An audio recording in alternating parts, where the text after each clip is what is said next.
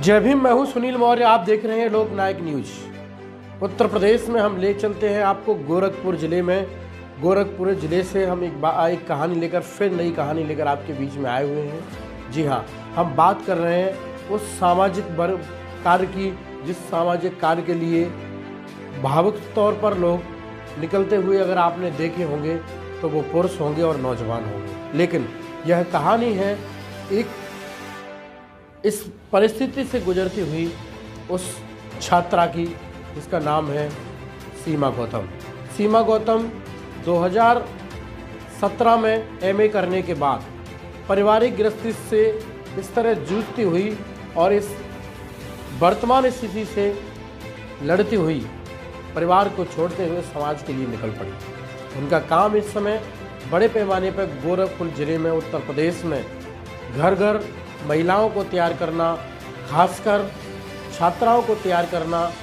दूसरा, एजुकेशन जो प्रभावित हुई है शिक्षा में, उन बच्चों को नए तरीके से निःशुल्क शिक्षा देना।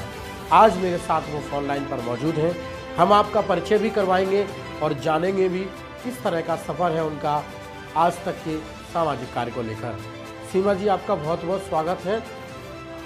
आपका भी स्वागत है सर। सीमा जी, आपने घर और परिवार को छोड़ा, एजुकेशन लेने के बाद आप समाज के लिए निकल पड़ी हैं। क्या उद्देश्य है, किस लिए निकली हैं आप समाज के लिए? सर, हम पहले तो मैं बता दूं कि मेरा खुद का ही मतलब ये स्ट्रगल रहा है। जब मैं पढ़ रही थी या मुझे ही कोई चीज़ की ज़रूरत पड़ती थी तो मेरे साथ कोई नहीं खड़ा हुआ। इसके लिए मुझे लगा कि अगर हमारे समाज में खासकर महिलाओं को देखें तो महिलाएं बहुत हर तरह से पीड़ित हैं। उनके साथ कहीं ना कहीं इंटर या बीए या एमए के बाद उनकी पढ़ाई छूट जाती है या उनकी शादी कर दी जाती है, तो वो अपनी एजुकेशन पूरी नहीं कर पाती हैं। तो हमने जब हमारा साथ कोई नहीं दिया तो मुझे लगा कि मैं उनके लिए कुछ कर सकूं, उनके लिए पढ़ाई के लिए या उनके साथ खड़ा हो सकूं। तो इसलिए मैंने ये कदम उठाया है। जी, अभी लगभग आपको 2017 से 20 4 से 5 साल इस क्षेत्र में हो चुके हैं। जी, क्या जाना है सामाजिक दृष्टि से, अगर देखा जाए समाज को, तो जिस उद्देश्य के साथ आप निकली हैं, कितनी कामयाबी आपको मिली और आगे क्या उम्मीद है आपको समाज से? सर, कामयाबी की बात करें तो मैं जिस भी गांव में जाती हूँ उस गांव में महिलाओं को जागरूक करने के लिए बच्चों को अपने बच्चियों को, खासकर बच्चियों को जागरूक करने के लिए उनके एजुकेशन को लेकर के, चाहे उनके किसी भी बात को लेकर के, जो प्रॉब्लम से लेकर के, मैं जिस भी गांव में जाती हूँ वो महिलाएं हमसे संपर्क करने की कोशिश करती हैं। फिर बाद में कोई भी प्रॉब्लम होती है तो वो हमसे मतलब संतुष्ट होती हैं। तो हमें बहुत ही अच्छा लगता है कि मतलब मैं अपने समाज के लिए कुछ कर पा रही हूँ और आगे भी मैं करती रहूँगी। आगे किस उद्देश्य के साथ समाज के बीच में जा रही हैं, और खासकर जो कार्य आपने चुना है वो मुख्य तौर पर क्या क्या कार्य है आप जिसमें सामाजिक परिवर्तन लाना चाह रही हैं? वो आपने क्षेत्र को कौन से को चुना है? एजुकेशन के साथ साथ में और भी कुछ क्षेत्र हैं जिसमें आप कार्य कर रही हैं? जी सर, मैं एजुकेशन के साथ साथ मैं महिलाओं उत्पीड़न के लिए लेकर के और घरेलू हिंसा को लेकर के इस पे मैं काम कर रही हूँ। और खास करके मैं महिलाओं के लिए ज़्यादातर मैं दलित आदिवासी महिलाओं पे ज़्यादातर काम कर रही हूँ, क्योंकि ये जो हॉस्पिटल है, चाहे कहीं ऑफिस में है, कहीं भी ये काम करने जाती हैं तो इनके साथ छुआछूत से लेकर के भेदभाव किया जाता है उनके साथ। मैं गोरखपुर की बात करूं तो यहाँ पे गोरखपुर में अगर आप मतलब दलित महिला अगर कोई काम करने जाती तो उसके साथ बहुत बुरा बर्ताव होता है, जो मैं खुद झेल चुकी हूँ। जी, एक और सवाल मेरा आपसे, आपका अंतिम उद्देश्य क्या है? किस लक्ष्य के साथ आप कार्य कर रही हैं? सर, मेरा लक्ष्य ये है कि महिलाओं को ज़्यादा से ज़्यादा जागरूक करना है और बच्चों जो इस सत्र में जो बच्चों की पढ़ाई छूट गई है उसके लिए हम लोग काम कर रहे हैं। माननीय सरवण कुमार निराला सर को लेकर के, जो अम्बेडकर जन मोर्चा के मुख्य संयोजक हैं।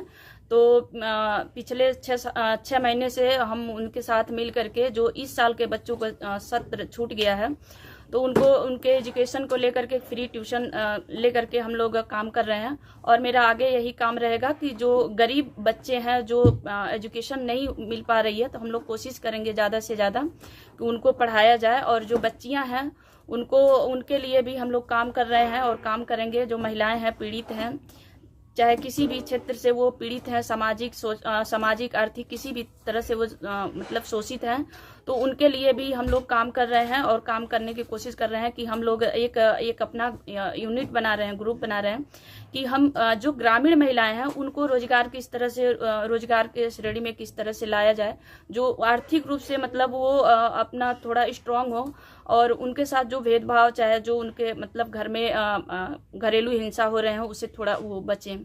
तो इस पे हम लोग काम करने की कोशिश कर रहे हैं और कर भी रहे हैं। जी, अंतिम सवाल, अभी हाल ही में सामाजिक दृष्टि से देखा जाए तो उत्तर प्रदेश में खासकर बहुजन समाज पार्टी की सरकार रही, एक महिला 4 बार मुख्यमंत्री रही, लेकिन फिर भी क्या वहीं उत्तर प्रदेश में दलित कास्ट, शेड्यूल कास्ट को अगर देखा जाए तो आज भी भेदभाव वहाँ पर होता है महिलाओं के साथ में? ऐसा मैंने आपके सुने जी। लेकिन अभी ग्रामीण की असल में स्थिति क्या है?